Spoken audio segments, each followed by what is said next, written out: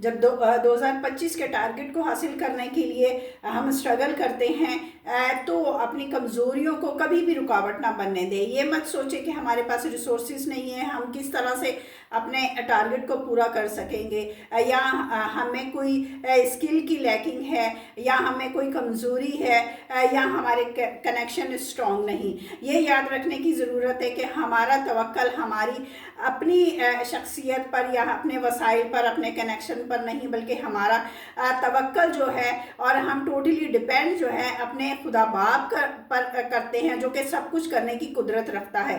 کلام خدا جرمیہ کی کتاب 32:17 میں لکھا ہے کہ خداوند عظیم ہے قدرت میں، خداوند عظیم ہے ہر کام کرنے میں، اور اس نے اپنے قدرت سے ہی زمین اور آسمان کو بنایا.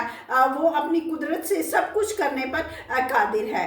یعنی کوئی ایسا کام نہیں جو ہمارا خدا جو ہے وہ نہیں کر سکتا، کوئی ایسی پرابلم نہیں جو وہ سولو نہیں کر سکتا، کوئی ایسی بیماری نہیں جسے ہمارا خدا ہیل نہیں کر سکتا، اور نہ ہی کوئی ایسی ضرورت ہے کہ وہ پوری نہیں کر سکتا. تو کیوں خداوند آپ کے ٹارگٹ کو جو ہے وہ پورا نہ کر پائے گا؟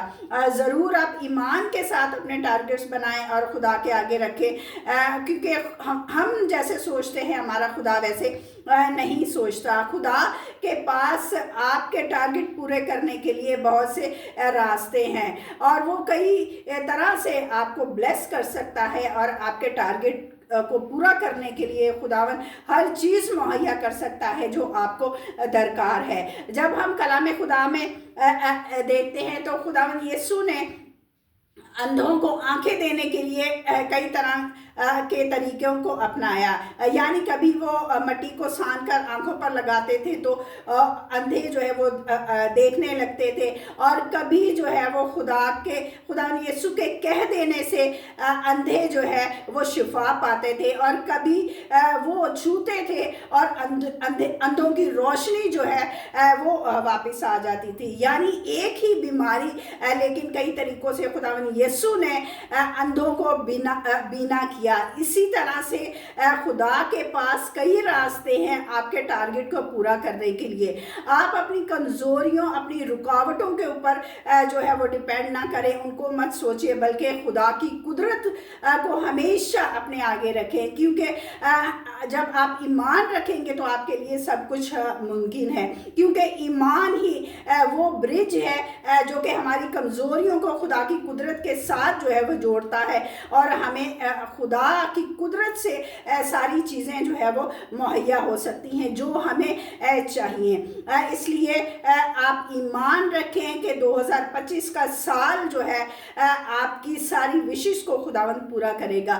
2025 میں خداوند آپ کے وہ ٹارگٹس جو آپ بنا رہے ہیں خداوند اس سے پورا کرنے کے لیے وہ وسائل بھی دے گا، اور آپ کے کنیکشن بھی خداوند کرائے گا تاکہ آپ کے ٹارگٹ پورے ہو سکے. اگر 2024 میں ایسی کوئی آپ کی باڈی میں بیماری ہے یا کوئی بیمار ہے تو ایمان رکھیں کہ 2025 میں وہ بیماری نہیں رہے گی، اور خداوند اپنی قدرت سے آپ کو ہیل کرے گا اور آپ کو شفا اور تندرستی دے گا. کیونکہ ہمارا خدا جو ہے وہ سب کچھ کرنے کی قدرت رکھتا ہے، اور جو ایمان رکھتے ہیں ان کے لیے سب کچھ کرنا خدا کے لیے ممکن ہو جاتا ہے. آئیے ہم خدا سے دعا کریں. قدوس آسمانی زندہ جلالی باپ، تیرا شکر ادا کرتے ہیں تیرے لوگوں کے لیے. 2025 میں خداوند جو ٹارگٹ تیرے لوگ بناتے ہیں اپنے لوگوں کو وسائل عطا کر. خدا 2025 کا سال ان کے لیے فروٹفل ہو جائے. خدا ہر قسم کی بیماری ان کے بدنوں سے جاتی رہے. خداوند وسائل عطا کر خداوند، تاکہ